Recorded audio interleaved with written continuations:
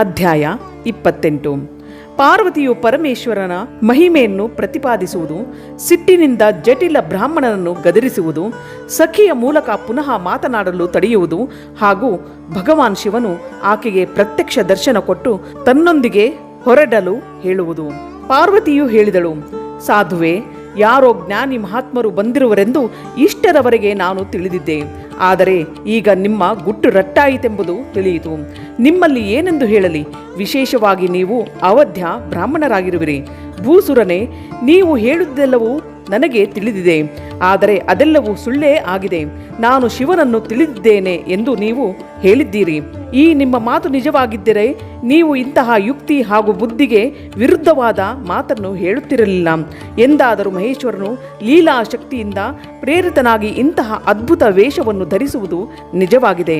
ಆದರೆ ವಾಸ್ತವವಾಗಿ ಅವನು ಸಾಕ್ಷಾತ್ ಪರಬ್ರಹ್ಮ ಪರಮಾತ್ಮನಾಗಿರುವನು. ಅವನು ಸ್ವ ಇಚ್ಛೆಯಿಂದಲೇ ಶರೀರವನ್ನು ಧರಿಸಿರುವನು.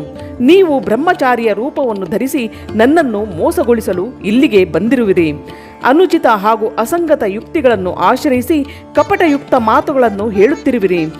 ನಾನು ಭಗವಾನ್ ಶಂಕರನ ಸ್ವರೂಪವನ್ನು ಚೆನ್ನಾಗಿ ತಿಳಿದಿರುವೆನು.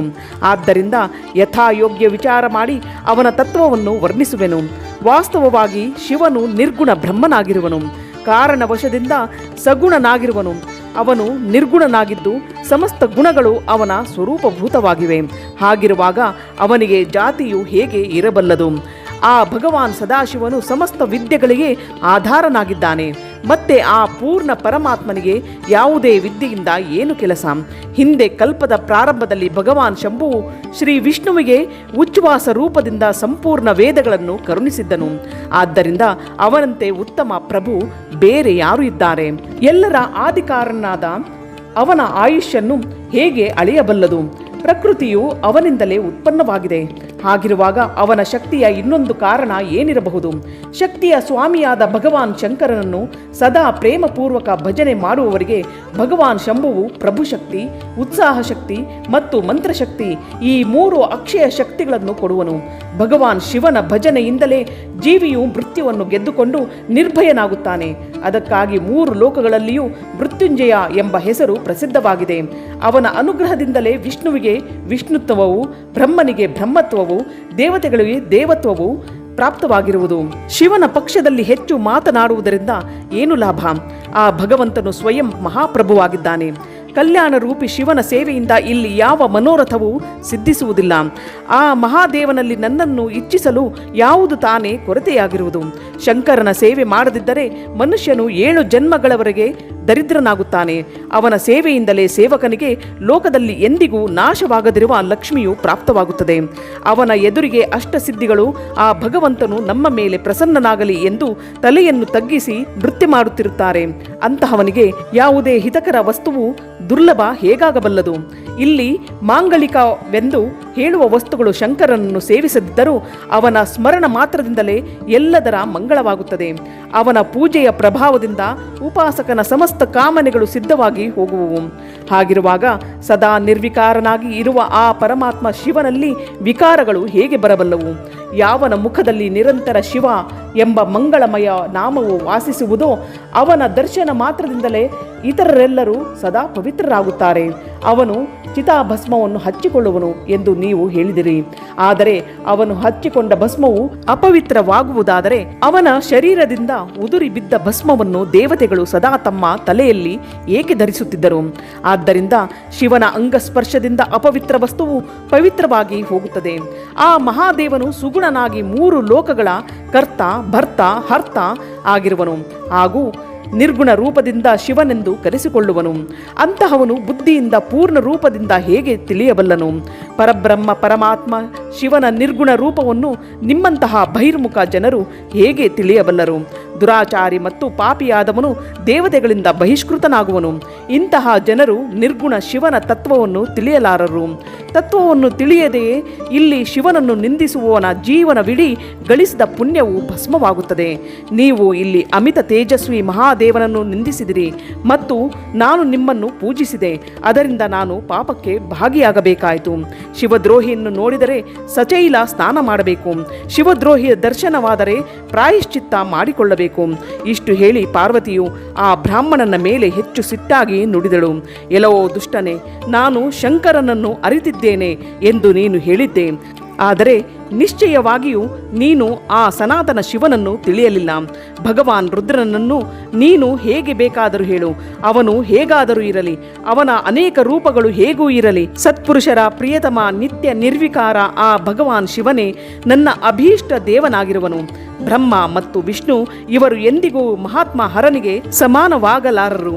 ಹಾಗಿರುವಾಗ ಇತರ ದೇವತೆಗಳ ಮಾತಾದರೂ ಏನಿದೆ? ಏಕೆಂದರೆ ಅವರು ಸದಾಕಾಲ ಕಾಲನ ಅಧೀನರಾಗಿದ್ದಾರೆ. ಹೀಗೆ ನನ್ನ ಶುದ್ಧ ಬುದ್ಧಿಯಿಂದ ತತ್ವತಃ ವಿಚಾರ ಮಾಡಿ ನಾನು ಶಿವನಿಗಾಗಿ ತಪಸ್ಸು ಮಾಡಲು ಕಾಡಿಗೆ ಬಂದು ಕಠಿಣವಾದ ತಪಸ್ಸನ್ನು ಮಾಡುತ್ತಿದ್ದೇನೆ. ಆ ಭಕ್ತವತ್ಸಲ ಸರ್ವೇಶ್ವರ ಶಿವನೇ ನಮ್ಮೆಲ್ಲರ ಪರಮೇಶ್ವರನಾಗಿರುವನು. ದೀನರ ಮೇಲೆ ಅನುಗ್ರಹ ತೋರುವ ಆ ಮಹಾದೇವನನ್ನೇ ಪಡೆಯುವುದು ನನ್ನ ಇಚ್ಛೆಯಾಗಿದೆ. ಬ್ರಹ್ಮದೇವರು ಹೇಳುತ್ತಾರೆ, ನಾರದನೇ, ಹೀಗೆ ಹೇಳಿ ಗಿರಿರಾಜ ನಂದಿನಿ ಗಿರಿಜೆಯು ಸುಮ್ಮನಾದಳು ಹಾಗೂ ನಿರ್ವಿಕಾರ ಚಿತ್ತದಿಂದ ಭಗವಾನ್ ಶಿವನನ್ನು ಧ್ಯಾನಿಸತೊಡಗಿದಳು. ದೇವಿಯ ಮಾತನ್ನು ಕೇಳಿದ ಆ ಬ್ರಹ್ಮಚಾರಿ ಬ್ರಾಹ್ಮಣ ಇನ್ನೇನೋ ಮಾತನಾಡಬೇಕೆಂದಿದ್ದಾಗ ಶಿವನಲ್ಲಿ ಆಸಕ್ತ ಚಿತ್ತನಾದ ಕಾರಣ ಅವನ ನಿಂದೆಯನ್ನು ಕೇಳಲು ವಿಮುಖಳಾದ ಪಾರ್ವತಿಯು ತನ್ನ ಸಖಿ ವಿಜಯಳಲ್ಲಿ ಇಂತೆಂದಳು. ಪಾರ್ವತಿಯು ಹೇಳಿದಳು, ಸಖಿಯೇ, ಈ ಅಧಮನನ್ನು ಪ್ರಯತ್ನಪೂರ್ವಕವಾಗಿ ತಡೆ. ಇವನು ಪುನಃ ಏನೋ ಹೇಳಲು ಬಯಸುತ್ತಿರುವನು. ಇವನು ಕೇವಲ ಶಿವನನ್ನೇ ನಿಂದಿಸುವನು. ಶಿವನನ್ನು ನಿಂದಿಸುವವನಿಗೆ ಪಾಪವು ತಟ್ಟುವುದೆಂದಿಲ್ಲ. ಆ ನಿಂದೆಯನ್ನು ಕೇಳುವವನು ಪಾಪಕ್ಕೆ ಭಾಗಿಯಾಗುತ್ತಾನೆ. ನ ಕೇವಲಂ ಭವೇತ್ ಪಾಪಂ ನಿಂದಾಕರ್ತುಹು ಶಿವಸ್ಯಹಿ ಯೋ ವೈ ಶೃಣೋತಿ ತನ್ನಿಂದಾಂ ಪಾಪಭಾಕ್ಸ ಭವೇದಿಹ. ಭಗವಾನ್ ಶಿವನ ಉಪಾಸಕನು ಶಿವನನ್ನು ನಿಂದಿಸುವವನನ್ನು ಸರ್ವಥಾ ವಧಿಸಿ ಬಿಡಬೇಕು. ಅವನು ಬ್ರಾಹ್ಮಣನಾಗಿದ್ದರೆ ಅವನನ್ನು ಅವಶ್ಯವಾಗಿ ತ್ಯಜಿಸಿ ತಾನು ಆ ನಿಂದೆಯ ಸ್ಥಾನದಿಂದ ದೂರ ಹೊರಟು ಹೋಗಬೇಕು. ಈ ದುಷ್ಟ ಬ್ರಾಹ್ಮಣನು ಮತ್ತೆ ಶಿವನನ್ನು ನಿಂದಿಸುವನು. ಬ್ರಾಹ್ಮಣನಾದ್ದರಿಂದ ಇವನು ವಧ್ಯನೇನೋ ಅಲ್ಲ, ಆದ್ದರಿಂದ ತ್ಯಜಿಸಿಬಿಡಲು ಯೋಗ್ಯನಾಗಿದ್ದಾನೆ. ಯಾವ ರೀತಿಯಿಂದಲೂ ಇವನ ಮುಖವನ್ನು ನೋಡಬಾರದು. ಈ ಸ್ಥಾನವನ್ನು ಬಿಟ್ಟು ನಾವು ಹಿಂದೆ ಬೇರೆಡೆಗೆ ಬೇಗನೆ ಹೋಗುವ. ಅದರಿಂದ ಪುನಃ ಈ ಅಜ್ಞಾನಿಯೊಂದಿಗೆ ಮಾತನಾಡಲು ಸಂದರ್ಭ ಸಿಗಲಾರದು. ಬ್ರಹ್ಮದೇವರು ಹೇಳುತ್ತಾರೆ, ನಾರದನೇ, ಹೀಗೆ ಹೇಳಿ ಉಮೆಯು ಬೇರೆಡೆಗೆ ಹೋಗಲು ಇನ್ನೇನು ಹೊರಡಬೇಕೆಂದಾಗಲೇ ಭಗವಾನ್ ಶಿವನು ತನ್ನ ಪ್ರತ್ಯಕ್ಷ ಸ್ವರೂಪವನ್ನು ಪ್ರಕಟಿಸಿ ಪ್ರಿಯೆಯಾದ ಪಾರ್ವತಿಯ ಕೈಯನ್ನು ಹಿಡಿದುಕೊಂಡನು. ಶಿವೆಯು ಧ್ಯಾನ ಮಾಡುತ್ತಿದ್ದಂತಹ ಸ್ವರೂಪವನ್ನು ಧರಿಸಿ ಶಿವನು ಆಕೆಗೆ ದರ್ಶನ ಕೊಟ್ಟನು. ಪಾರ್ವತಿಯು ಲಜ್ಜೆಯಿಂದ ಮುಖವನ್ನು ತಗ್ಗಿಸಿದಳು. ಆಗ ಭಗವಾನ್ ಶಿವನು ಆಕೆಯಲ್ಲಿ ಹೇಳುತ್ತಾನೆ, ಪ್ರಿಯೆ, ನನ್ನನ್ನು ಬಿಟ್ಟು ಎಲ್ಲಿಗೆ ಹೋಗುವೆ? ಇನ್ನು ನಾನು ಪುನಃ ಎಂದಿಗೂ ನಿನ್ನನ್ನು ತ್ಯಜಿಸುವುದಿಲ್ಲ. ನಾನು ಪ್ರಸನ್ನನಾಗಿರುವೆನು. ವರವನ್ನು ಕೇಳು. ನಿನಗೆ ಕೊಡದಿರುವಂತಹುದು ನನ್ನ ಬಳಿ ಯಾವುದೂ ಇಲ್ಲ. ದೇವಿ, ಇಂದಿನಿಂದ ತಪಸ್ಸಿನಿಂದ ಕೊಂಡುಕೊಂಡ ನಾನು ನಿನ್ನ ದಾಸನು. ನಿನ್ನ ಸೌಂದರ್ಯವು ನನ್ನನ್ನು ಮೋಹಗೊಳಿಸಿದೆ. ಈಗ ನೀನಿಲ್ಲದೆ ನಾನು ಒಂದು ಕ್ಷಣವೂ ಯುಗದಂತೆ ಅನಿಸುತ್ತದೆ. ಲಜ್ಜೆಯನ್ನು ಬಿಡು. ನೀನಾದರೂ ನನ್ನ ಸನಾತನ ಪತ್ನಿಯಾಗಿರುವೆ. ಗಿರಿರಾಜನಂದನಿಯೇ, ಮಹೇಶ್ವರಿ, ನಾನು ಹೇಳಿದುದನ್ನು ಶ್ರೇಷ್ಠ ಬುದ್ಧಿಯಿಂದ ವಿಚಾರ ಮಾಡು. ಸುಸ್ಥಿರ ಚಿತ್ತವುಳ್ಳ ಪಾರ್ವತಿಯೇ, ನಾನು ನಾನಾ ವಿಧದಿಂದ ನಿನ್ನನ್ನು ಪದೇ ಪದೇ ಪರೀಕ್ಷಿಸಿದೆ. ಲೋಕಲೀಲೆಯನ್ನು ಅನುಸರಿಸುವ ಸ್ವಜನನಾದ ನನ್ನನ್ನು ಕ್ಷಮಿಸಿಬಿಡು. ಶಿವೆಯೇ, 3 ಲೋಕಗಳಲ್ಲಿ ನಿನ್ನಂತಹ ಅನುರಾಗಿಣಿ ನನಗೆ ಬೇರೆ ಯಾರೂ ಕಾಣುವುದಿಲ್ಲ. ನಾನು ಸರ್ವಥಾ ನಿನಗೆ ಅಧೀನನಾಗಿದ್ದೇನೆ. ನಿನ್ನ ಇಚ್ಛೆಯು ಪೂರ್ಣವಾಗಲಿ. ಪ್ರಿಯೆ, ನನ್ನ ಬಳಿಗೆ ಬಾ. ನೀನು ನನ್ನ ಪತ್ನಿಯಾಗು. ನಾನು ನಿನ್ನ ವರನಾಗಿದ್ದೇನೆ. ನಿನ್ನೊಂದಿಗೆ ನಾನು ಬೇಗನೆ ನನ್ನ ನಿವಾಸ ಸ್ಥಾನ ಉತ್ತಮ ಕೈಲಾಸ ಪರ್ವತಕ್ಕೆ ಹೋಗುವೆನು. ಬ್ರಹ್ಮದೇವರು ಹೇಳುತ್ತಾರೆ. ದೇವಾದಿದೇವ ಮಹಾದೇವನು ಹೀಗೆ ಹೇಳಿದಾಗ ಪಾರ್ವತಿ ದೇವಿಯು ಆನಂದಮಗ್ನಳಾದಳು. ಆಕೆಗೆ ತಪಸ್ಸಿನಿಂದುಂಟಾದ ಮೊದಲಿನ ಎಲ್ಲ ಕಷ್ಟಗಳು ಪರಿಹಾರವಾದವು. ಮುನಿಶ್ರೇಷ್ಠನೇ, ಸಾಧ್ವಿ ಪಾರ್ವತಿಯ ಎಲ್ಲ ಶ್ರಮಗಳು ದೂರವಾದವು. ಏಕೆಂದರೆ ಪರಿಶ್ರಮದ ಫಲವು ಪ್ರಾಪ್ತವಾದಾಗ ಪ್ರಾಣಿಗೆ ಮೊದಲಿನ ಶ್ರಮಗಳೆಲ್ಲವೂ ನಾಶವಾಗುತ್ತವೆ. ಇಲ್ಲಿಗೆ ಅಧ್ಯಾಯ 28 ಸಂಪೂರ್ಣವಾಯಿತು.